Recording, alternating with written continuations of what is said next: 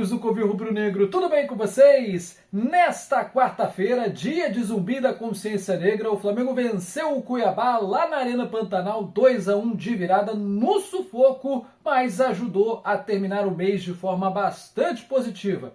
Antes de falar sobre esse jogaço, eu preciso lembrar você que já está disponível o clube de membros aqui do Covil Rubro Negro. Tem 3 faixas para você escolher: R$ 2,99, R$ 6,99 e R$ 14,99 por mês, cada uma com seu nível de vantagens. Tem, por exemplo, emojis exclusivos para usar em qualquer uma das lives do Covil, um selinho para mostrar quanto tempo você colabora com o canal que mais cresce no YouTube, vídeos que chegam primeiro para quem é membro, vídeos exclusivos para quem é membro, um grupo de WhatsApp só para trocar ideia e, claro, sorteios exclusivos para quem colabora com o canal. Não perca mais tempo, clica já no Seja Membro e venha fazer parte desta família. Agora sim, vamos falar de mais essa pelada, né, na Arena Pantanal, que não traz muito boas recordações pra gente, né? É uma viagem complicada, data FIFA, lesões, então sente só o tamanho da lista de desfalques, né? Vou começar por aqueles que já estão fora pela temporada. Everton Cebolinha, Vinha, Pedro, Arrascaeta também não joga mais esse ano, né? Vai fazer cirurgia. Luiz Araújo e De La Cruz estão em fase de recuperação. Carlinhos, o Gerson, Léo Ortiz, Plata e Varela, esses 4 últimos que jogaram pelas suas seleções na noite de terça-feira, então não tinha a menor condição de atuar, né, no jogo contra o Cuiabá. Aliás, o Plata participou da jogada do gol do Equador na vitória contra a Colômbia, fora de casa, e o Gerson fez um golaço de canhota, salvou a seleção brasileira de derrota para a seleção do Uruguai do Varela. E claro, o Gabigol completando a lista de desfalques, esse aí por pura birra da diretoria, que não quer nem dar uma despedida digna a um dos maiores ídolos da nossa história. Mas isso é assunto para outro vídeo. Entramos em campo, né, com esse time esfacelado completamente, né? Entramos em campo com Rossi, linha de 3 zagueiros, Fabrício Bruno, Léo Pereira e Alexandro, Wesley na ala direita, Pulgar, Everton Araújo e Alcaraz, e também o Ayrton Lucas lá na ala esquerda. E o ataque com o Michael e o Bruno Henrique, né? Esses os 11 titulares do Flamengo. Havia até a expectativa do Matheus Gonçalves começar como titular, mas ele ficou mesmo no banco de reservas. E essa escalação, mesmo com todos esses desfalques, mostra que o Alan realmente não faz parte dos planos do Felipe Luiz. Esse aí é achar um comprador, né, alguém para emprestar para se livrar desse maré a turbo que eu vou te contar o negócio. Olha, o jogo foi até empolgante no primeiro tempo. O Flamengo começou amassando, foi um primeiro tempo de muita posse de bola, de muita imposição. O Cuiabá começou muito encolhido. O último jogo que eu tinha assistido deles foi contra o Botafogo, aqui no Rio de Janeiro, onde eles vieram para conseguir um ponto e conseguiram. Fizeram uma cera danada, né? Foi um 0-0 daqueles. Eu já esperava até a Flamengada vir, porque o Cuiabá não apenas não vencia 5 jogos, agora são 6, mas eles não marcavam gol a 5 jogos. Eu estava vendo que o caldo ia azedar para cima de nós, mas não foi o que aconteceu. Como eu disse, o primeiro tempo com muita imposição. O Cuiabá sabe marcar muito bem, tá? Não tem um elenco qualificado, longe disso, eles estão perto até do rebaixamento. Essa derrota para o Flamengo ajudou o Cuiabá a ficar muito mais perto da cova, mas eles marcam muito bem. E tinha tanto desfalque lá também que até o treinador estava suspenso por conta de cartões amarelos, foram treinados pelo auxiliar. Tem alguns bons jogadores, o próprio Derek Lacerda, o Isidro Pita, que serviu a sua seleção na data FIFA e voltou para jogar no segundo tempo. Tem algumas peças ali interessantes nesse time do Cuiabá, mas realmente como elenco é fraco para estar na Série A. Então eles se seguraram o primeiro tempo inteiro, um show de escanteios, um caminhão de defesas do Walter, né? Walter, aquele que era goleiro reserva do Corinthians, e é aquela história, né? Todo goleiro contra o Flamengo vira Neuer, né? Vira Manuel Neuer, noite iluminada do Walter no primeiro tempo. Não foi falta de tentativa, mais de 10 finalizações no primeiro tempo, uma boa exibição nos 45 minutos iniciais.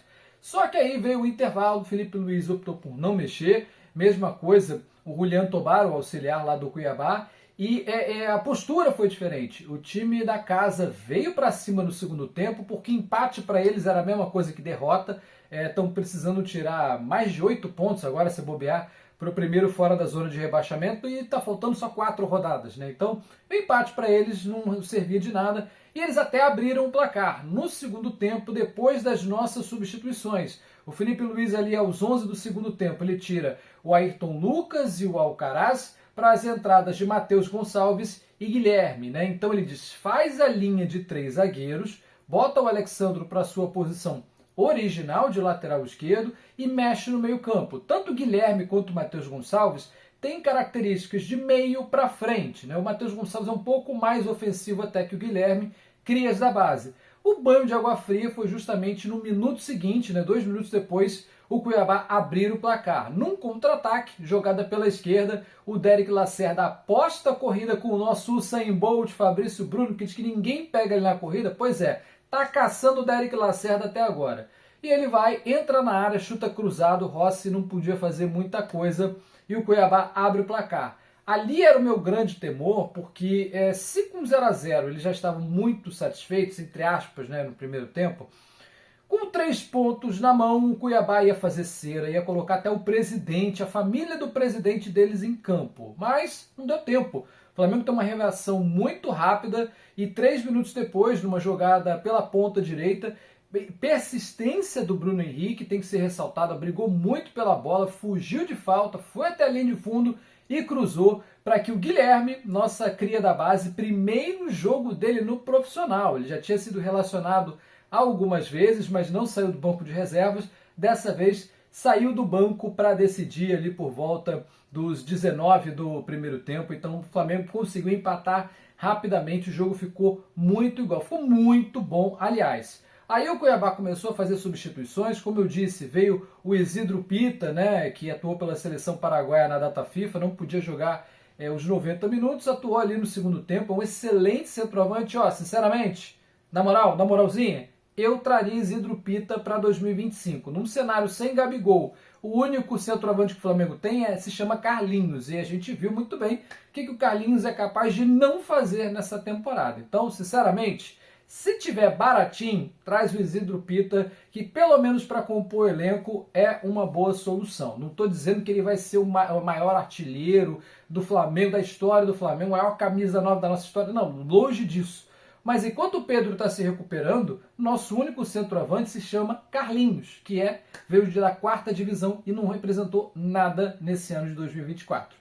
Mas seguindo, né, veio o Isidro Pita para o jogo, deu ali um tempero no time do Cuiabá, que começou a se lançar para frente. O Flamengo estava ali na base do chutão saindo e o gol da virada só veio a sair no finalzinho do jogo e foi quase um replay, isso aqui reverso, né? Uma jogada pela esquerda que o Michael briga pela bola, escapa da falta, cruza na área e aí é o Matheus Gonçalves que de lado, mais ou menos na marca do pênalti, bota no fundo da rede. O que fica de lição para as rodadas finais do Campeonato Brasileiro? Felipe Luiz é um técnico que gosta de ganhar todo jogo, entra com fome de vitória, com sede de vitória e é identificado com o DNA da torcida. Isso ficou muito claro. Eu gosto muito de ver as entrevistas dele. Até nisso ele dá de 10-0 no sabotador que estava antes. E é um técnico que sabe a hora de colocar as crias da base, né? Eu acho até que ele poderia ter desfeito esse esquema de 3 zagueiros, né? Mas ele está no dia a dia, ele sabe com quem ele está lidando. Como o Léo Ortiz, não tinha condição de jogo para essa partida, ele até segurou o Cleiton. Tanto que o Cleiton, o único zagueiro de origem no banco, né? Outra cria da base, só entrou depois do gol. Entrou ali, sai o Bruno Henrique, entra o Cleiton, aquela alteraçãozinha para gastar mais tempo, né? E também para esfriar o jogo, para fechar a casinha.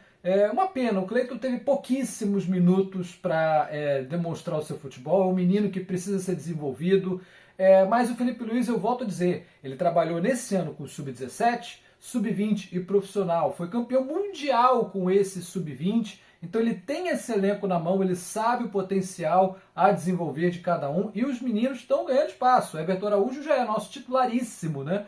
Na falta de um primeiro volante confiável, especialmente quando o Gerson não pode jogar, é Everton Araújo no meio campo, gente, não tem jeito.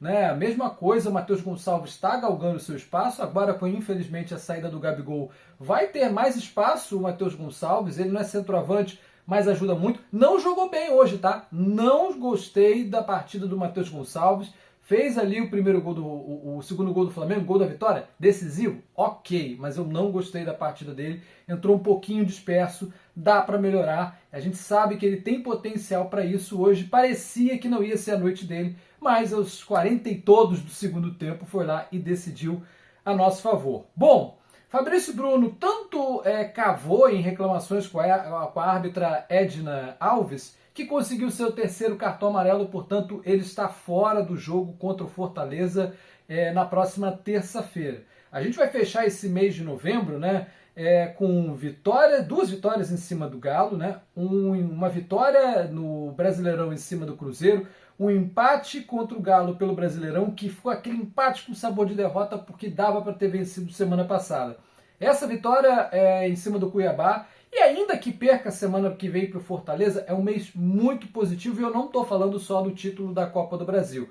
Felipe Luiz deu um outro padrão de jogo, e essa equipe com o elenco inteiro tende a voar em 2025. É só dar tempo, é só dar uma pré-temporada decente e, obviamente, dar alguns reforços pontuais para essa equipe que o Felipe Luiz certamente vai fazê-la voar em 2025. Não estou falando aqui de título mundial, mas eu acho que dá para a gente ter umas boas alegrias no ano que vem. O próximo jogo, como eu disse, é o Fortaleza, terça-feira, 8 da noite, horário de Brasília. Certamente o Castelão estará abarrotado, né?